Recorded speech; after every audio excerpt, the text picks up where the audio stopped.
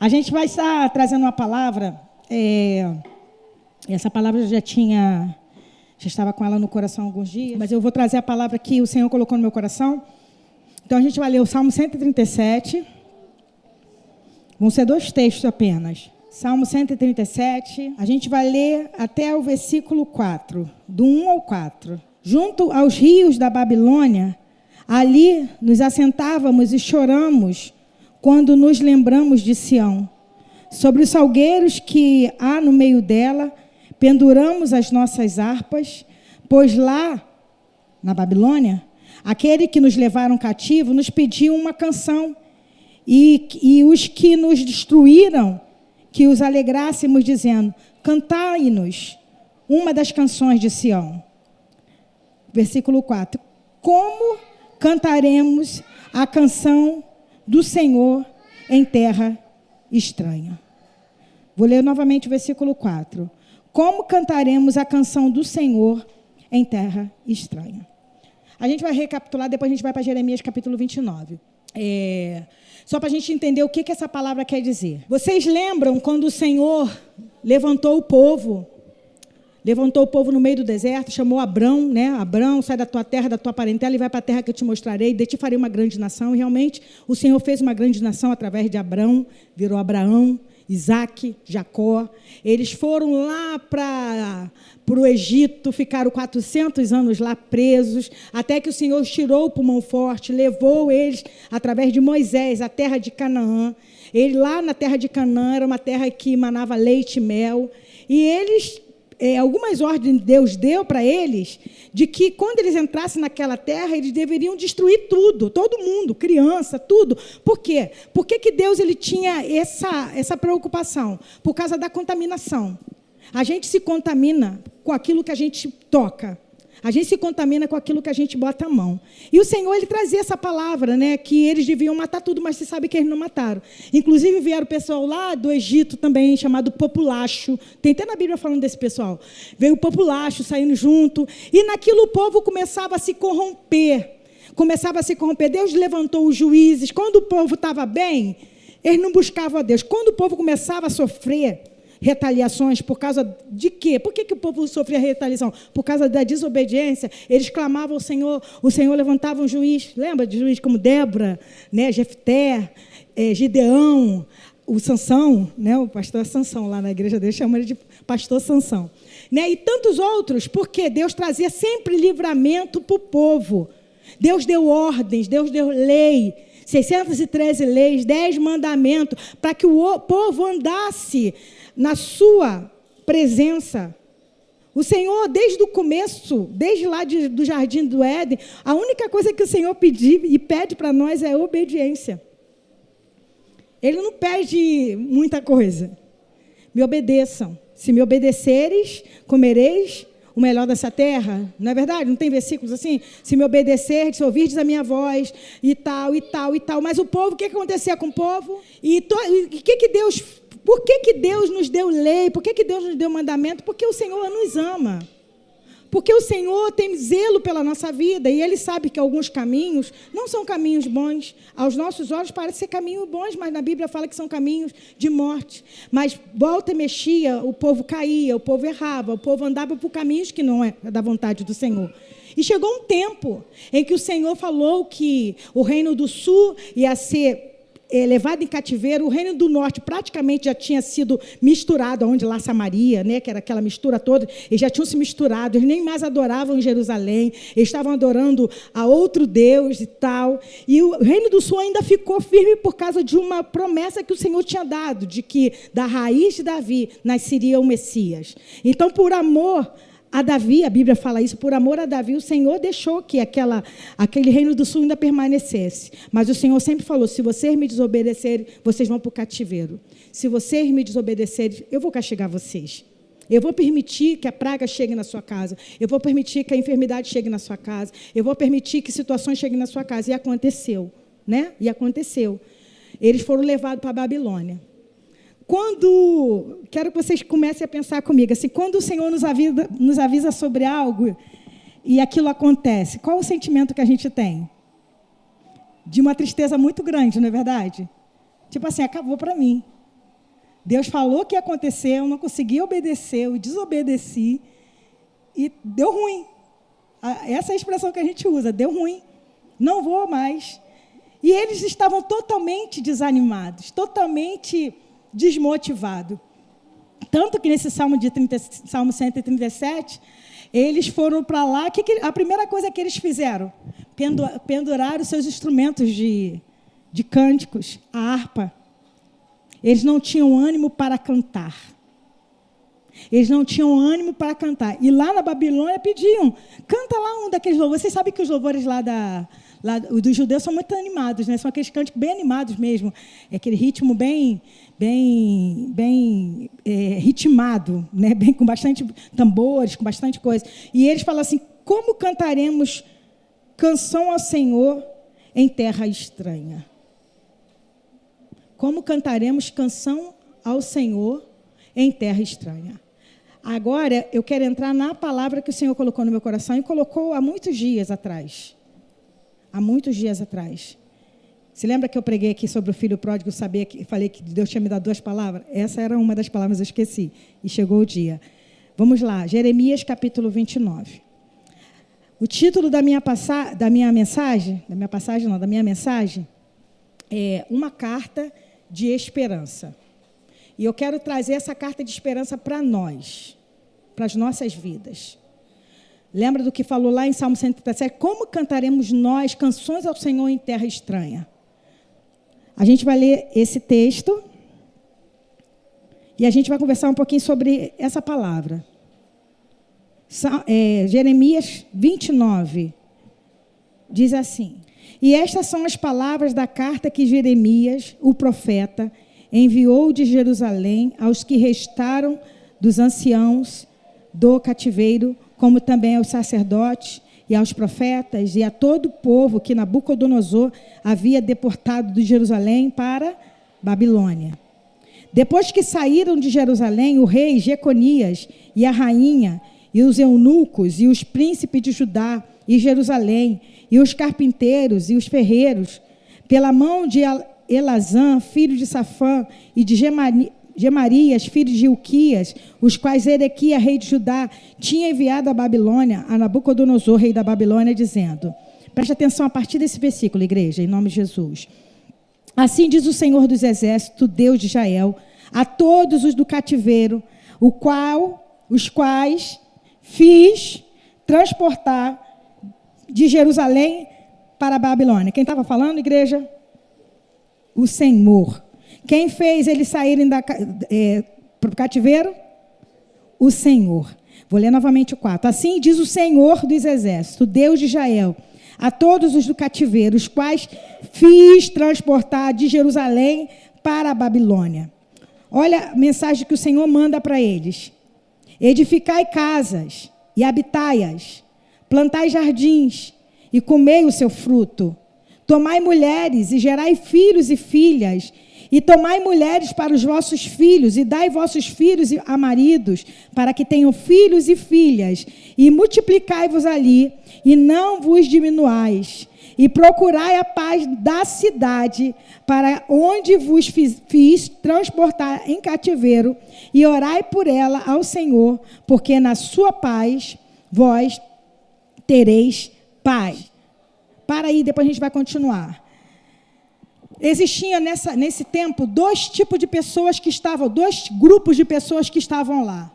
Aquelas pessoas que estavam totalmente desmotivadas, achando que não tinha mais solução, achando que Deus ia castigar, que eles não tinham mais como sair de lá, que eles iam para ficar ali e morrer ali.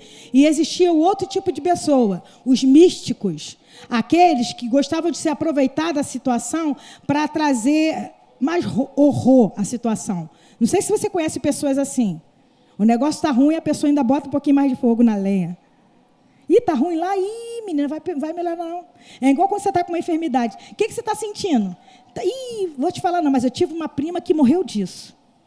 Olha, ela começou a sentir essa dor mesmo, uma dor aqui, fininha. Quando foi ver, chegou lá, morreu. Tem gente que é assim. E lá nesse meio existiam exatamente esses dois tipos de pessoas. As desmotivadas, que estavam totalmente perdidas, achando que Deus não ia mais trazer solução. E olha como que Deus é misericordioso. Eles estavam lá exatamente por causa do seu pecado. Eles estavam lá exatamente porque tinham errado contra o Senhor. Eles estavam lá porque tinham desobedecido ao Senhor. Mas mesmo na desobediência, Deus é misericordioso para conosco. Mesmo na desobediência, o Senhor manda um socorro. Mesmo na desobediência, o Senhor nos fala acerca do que Ele quer para nós. Isso não me leva e nem te leva, igreja, a viver na desobediência em nome de Jesus, porque a desobediência paga preço. Mas é só para a gente entender que o amor de Deus é grande e que nos ajuda mesmo em meio à desobediência. Qual foi a primeira coisa que o Senhor falou para eles? Olha, vocês estão aí em cativeiro, certo? Eu que mandei vocês para ir. Fui eu que mandei. Mas eu mandei, vocês têm uma identidade. Vocês precisam crescer aí. Edifiquem casas. Tenham filhos. Dê os filhos de vocês em casamento. Continuem a vida. Frutifiquem aí nesse lugar. E igreja é interessante porque toda vez que a Bíblia fala de Egito e fala de Babilônia, a gente sabe que Egito e Babilônia é uma alusão ao mundo. Aonde eu e você estamos? A gente já está no céu, igreja? Aqui é céu? Não é céu. Aqui é mundo. Né? Aqui é mundo. As coisas que as pessoas fazem, muitas vezes, é caminho de impiedade, e a gente está no meio disso, aprendendo que não devemos andar em caminhos de impiedade. Mas enquanto estamos aqui, o que o Senhor manda a gente fazer? Qual o posicionamento que eu tenho aqui? Ficar no pessoal triste ou dos místicos que falam vai piorar? Ou eu entendo a palavra do Senhor e me posiciono, edifico casa, tenho filhos, eu faço aquilo que o Senhor mandou eu fazer. Peço pela paz deste lugar. Uma coisa que ele fala aqui, que eu acho muito bonito, que ele fala, procurai a paz da cidade, porque se a cidade tiver paz, vocês vão ter paz, vocês estão aí no meio. Versículo 7. Procurai a paz da cidade para onde eu fiz transportar em cativeiro, e orai por ela ao Senhor, porque na sua paz vós tereis paz. Vocês estão entendendo qual é o nosso papel? Eles estavam em cativeiro, eles poderiam falar, se você ler o restante do Salmo 137, eles estão revoltadíssimos lá. Eu não quis ler o restante porque eu queria trazer uma carta de esperança. Mas lá eles falam assim, quem me dera poder arrebentar a cabeça dos filhos de vocês na pedra, de tanto ódio que eu estava naquele lugar. Mas eles estavam lá, por quê? Pela desobediência. E Deus, por misericórdia, deixou muitos vivos. Deus, por misericórdia, falou, edifica em casa. Deus, por misericórdia, falou, dá filho. E vocês sabem, a gente estudou aqui, que eles enriqueceram tanto na Babilônia, que quando tiveram que voltar, só 10% voltaram. Porque muitos ficaram lá, estavam enriquecidos. Muitas lojas, Casas Bahia, entendeu? Casas babilônicas, na verdade. Muitas lojas, muitas coisas, enriqueceram lá, porque a bênção do Senhor era sobre eles. A bênção do Senhor é sobre a sua vida, igreja. O Senhor te levantou para você se manifestar aqui nessa terra, sem esquecer do que Ele está preparando para nós no céu, porque a gente vai chegar lá. Vamos continuar? Versículo 8. Porque assim diz o Senhor dos Exércitos, o Deus de Israel. Olha o alerta que Ele vai fazer, e eu quero trazer esse alerta sobre a sua vida também, sobre a minha vida. Não vos engane os vossos profetas que estão no meio de vós, nem os vossos adivinhos, nem deis ouvidos aos vossos sonhos que sonhais, porque eles vos profetizam falsamente em meu nome, não os enviei, diz o Senhor. Outra coisa que acontecia, no meio desses místicos que traziam ruínas, também tinham aqueles que falavam assim, isso tudo vai passar. Em meses vocês vão voltar, em meses vocês vão lá, porque eu sonhei, porque eu tive uma visão, porque eu vi. Gente, vamos lá interpretar isso bem. Deus dá sonhos, Deus dá visão, Deus dá revelação. Amém, igreja? Deus faz, Deus dá. Só que nem tudo que as pessoas falam é de Deus. Às vezes, muitas coisas, eu vou te falar, você assim radical, mas é muito mais revelamento do que a palavra de Deus, a profecia que vem da boca do Senhor. Porque o que vem do Senhor se cumpre. O que vem do Senhor se cumpre. Vocês estão entendendo? Então a gente precisa estar ligado em ouvir a voz de quem? A voz de quem, igreja? Do que Ele fala com quem? Com você. Você é filha de Deus, amém, igreja? Por que tem gente que tem que ir lá na irmã, fulana de tal, para que ela venha orar? Porque eu preciso receber uma revelação. Isso é costume de cartomante, igreja. Mas não é. Quantas mulheres vão na cartomante, chega lá na cartomante, o que a cartomante fala? Estou vendo aqui nas casas que teu marido tem mulher na rua. Não é isso? Gente, pelo menos eu vejo isso. E as pessoas estão indo atrás de revelação. Deus revela. Mas Deus se revela a você, amém, igreja? Deus fala contigo, amém, Paulinho? Amém, Rafael, Paulinho? Deus fala. E quando o Senhor fala para eles, olha só, eu quero alertar vocês, tem muita gente falando, tem muito profeta falando, tem muita gente aí falando que vai acontecer, que não vai acontecer, que isso aí vai acabar rápido, que Deus vai aplacar, que eu vou aplacar minha ira, mas não sou eu que estou falando. O segundo alerta que o Senhor nos dá nessa noite: estamos no mundo, inseridos no mundo, edifiquemos casas, damos nossos filhos em casamento, vamos viver a vida que o Senhor nos deu para viver, trabalhando, cuidando daquilo que Ele nos deu. Ouvindo a voz do Senhor, cuidado com aquilo que você ouve, que muitas vezes aquilo que você ouve não vem de Deus e você se ilude por palavras que não vêm do Senhor.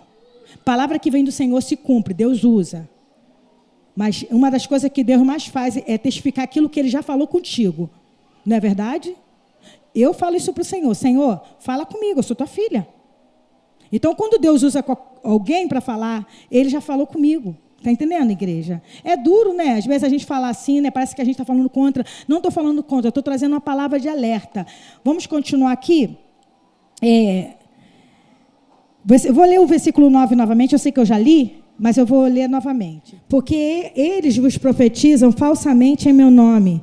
Não os enviei, diz o Senhor. Agora o versículo 10. Porque assim diz o Senhor, certamente que passados 70 anos em Babilônia, vos visitarei e cumprirei sobre vós a minha boa palavra, tornando a trazer-vos a este lugar. Então o Senhor fala para eles assim, vocês estão ali, vocês estão no meio da Babilônia, vocês estão no mundo, vou trazer para o mundo, vocês estão aqui no mundo, edifiquem casas, tenham filhos, deem filhos em casamento, trabalhem, façam faculdade, estudem, façam seus trabalhos artesanais, façam a sua vida, anda, cante canções, é aqui que é para cantar, não pendura a harpa não, cante, é aqui que é o lugar para cantar, aqui que eu falo, gente, na igreja não, nesse mundo, eles precisam ouvir a verdade do Senhor, vivam a vida de vocês, cuidado com aqueles que falam coisas que não sou eu que estou falando, cuidado com os falsos profetas, cuidado com aqueles que trazem palavras que não vêm do meu coração, cuidado. Isso que o Senhor está falando, porque eles falam o que eu falei, mas falam falsamente, não sou eu que falei. Aí ele vai lembrá-los sobre algo. Olha, eu dei uma palavra para vocês, certo? Vocês estão em cativeiro. Sim, 70 anos eu vou voltar e vocês vão sair daí. Então, não é para vocês também achar que aqui é o céu. Vocês estão entendendo, igreja? Não é para vocês acharem que aqui é o céu. Pastor, eu sou tão abençoada, eu sou tão abençoado, porque eu tenho isso, porque eu tenho aquilo, porque eu conquistei aquilo, porque eu fiz, aconteci. Somos abençoados? Somos. Mas a bênção do Senhor, ela não se limita a só coisas materiais. Porque a Bíblia diz que lá na glória, lá no céu, o tesouro que entra lá, não é o tesouro daqui, porque o tesouro daqui, a traça e o ferrugem corrói. Vocês estão entendendo? A gente trabalha aqui, a gente vive aqui, a gente curte, vamos dizer assim, a vida aqui, mas sempre entendendo que o nosso tempo aqui é temporário. Sempre entendendo que o tempo aqui vai passar. Como a Magna leu, né? Os nossos dias, e Moisés viveu até 120 anos, e ele falou, os nossos dias aqui é 70 anos. O povo ficou em cativeiro 73 anos. 70 anos. Passar disso é canseira e enfado. Dudu tem 48 anos. Você está entendendo? Tem gente que 48 anos já é cansado. Tem gente que tem 70 anos com vigor. Eu conheço uma senhora, dona Ana Alice, mora lá na Renato Rebeque. Ela tem 89 anos. Já casou 2 vezes, já matou 2 vezes. Olha, eu nunca vi. Ela é nordestina. Ela acorda 4h30 da manhã e vai caminhar na Pires. Você deve conhecer, Magna, dali. Ela é nordestina, lúcida. E assim, você não parece que tem 89 por causa do vigor dela. Mas ela já está na bênção, porque a Bíblia fala 70, 80 anos, se houver vigor.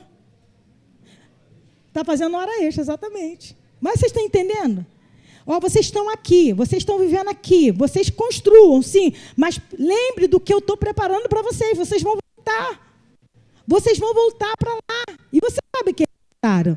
Deus levantou Esdras, Deus levantou Neemias. Eles voltaram. E nesse que eles voltaram, muitos não voltaram, porque não queriam recomeçar. 70 anos, gente, 70 anos é tempo para caramba. Quem saiu de lá, de Jerusalém, com 30 anos, não voltou. Porque 100 anos, né? 30 mais 70, 100 anos. Muitos que foram pequenininhos para lá, já tinham tanta raiz lá na Babilônia, que para voltar ia ficar meio complicado. Vocês estão entendendo como, às vezes, o mundo faz isso com a gente? A gente fica tão arraigado aqui, mas eu não sei, eu vou para outra terra, vou para agora, nessa idade, vou para outro lugar. Mas o Senhor falou, eu vou fazer vocês voltarem. Vocês vão voltar. Tanto que Deus fez, levantou Neemias. Neemias não nasceu lá no cativeiro, não nasceu lá em Jerusalém. Neemias nasceu no cativeiro. E a gente conhece a história que Neemias estava lá servindo o rei, era copeiro do rei, e ele perguntou para os irmãos, como que está Jerusalém? E ele falou, Jerusalém está arruinada, Jerusalém está tudo destruído. O coração dele ardeu por amor àquela cidade, porque Deus deu a ele essa condição. E ele foi, conseguiu, o rei, liberação para voltar, para reconstruir o muro e reconstruir o templo daquele lugar. Vocês estão entendendo, igreja? A gente está aqui, mas a gente não é daqui. Vamos continuar aqui, já partindo para o final. Versículo 11 diz assim: porque eu bem sei os pensamentos que tenho a vosso respeito, diz o Senhor. Pensamentos de paz e não de mal, para vos dar o fim que esperais. O povo estava lá por desobediência, o povo estava lá porque o Senhor permitiu para corrigir, para repreender, para que eles voltassem para Ele. Mas o Senhor fala para eles, os pensamentos que eu penso a respeito de vocês é pensamentos de paz e não de mal, para vos dar o fim que esperais. Então me invocareis, e ireis, e orareis a mim, e eu vos ouvirei, e buscar-me-eis, e me achareis, quando me buscardes com todo o vosso coração, e sereis achado de vós, diz o Senhor, e farei voltar os vossos cativos, e congregar-vos-ei de todas as nações, de todos os lugares, para onde eu vos lancei, diz o Senhor, e tornarei a trazer-vos ao lugar de onde vos transportei. Vamos parar aí, depois a gente vai parar aqui. Só para vocês terem uma ideia. O Senhor falou que levaria eles de volta. Mas o que o Senhor deu para eles? Falou para eles, eu tenho um pensamento de paz em relação a vocês. Vocês vão me invocar e eu vou responder a vocês. Vocês vão me invocar, vão orar e eu vou lá e vou tirar vocês do cativeiro. O povo ficou na Babilônia tão confortável, tão bem, tão ricos, com tantas coisas, que eles não oraram. Sabe quem orou? Daniel. A Bíblia fala que Daniel, capítulo 9, 10, inclusive dá aquela visão apocalíptica. Daniel estava lendo os escritos de Jeremias. E quando ele começou, porque Daniel foi para lá muito jovem, você lembra que Daniel foi para lá com 17 anos? Daniel era um dos deportados. Daniel era nobre, era um príncipe, era um da família real de Jerusalém. Ele foi levado com uma galera para lá e Deus deu graça, ele passou por 4 reinados. E no último reinado, se eu não me engano, era Belsazar? Era, Luli, quando Deus falou com ele, foi ali já quase no final, que ele estava lendo Jeremias, e ele... Isso, no Dario. Ele estava lendo lá o enunciado de Jeremias, ele contando os anos, falou, chegou o tempo. Chegou o tempo, já tinham passado 73 anos. Não era só 70, não. E ele começou a clamar. Não tem aquela palavra que as pessoas amam usar, que quando você ora, às vezes o inimigo está impedindo a tua bênção chegar. Ele estava orando. Sabe por que ele estava orando? Ele estava orando, primeiro, se arrependendo do pecado do povo. Segundo, ele estava orando para Deus libertar o povo do cativeiro, lembrando a Deus: Senhor, o Senhor falou que 70 anos. O Senhor falou que 70 anos. E o que o Senhor falou aqui? Então, buscar-me-eis e me achareis quando me buscardes de todo o coração. Um homem. Todo mundo já estava bem acostumado lá. Todo mundo já estava bem assentado ali. Mas um homem começou a orar, e aquela guerra, 21 dias, o Miguel lá, o anjo com a resposta agarrada, Miguel teve que ir lá, guerrear, e a resposta veio, e ali Deus deu, não só a questão do cativeiro, mas Deus deu para eles algo que está acontecendo hoje, algo que o pastor começou a trazer um pouquinho na terça-feira, sobre Gog, Magog, essas coisas todas, são cenas para os próximos capítulos, por causa de um homem que se posicionou. E nessa história de um homem se posicionar, Deus levanta Esdras, Neemias. E dessa história de se posicionar, Deus levanta Ageu, Zacarias, são tudo profetas pós-cativeiro. Falando para eles, a glória desta última casa será maior do que a primeira. A glória dessa última casa, não é da segunda casa não, igreja. É da última casa, porque a última casa não tem a ver com parede. A última casa tem a ver com a obra que o Senhor fez em mim e fez em você. Ele me fez morada, templo do Senhor. Eu e você somos templos do Espírito Santo. Por isso da importância da gente cuidar daquilo que o Senhor nos deu.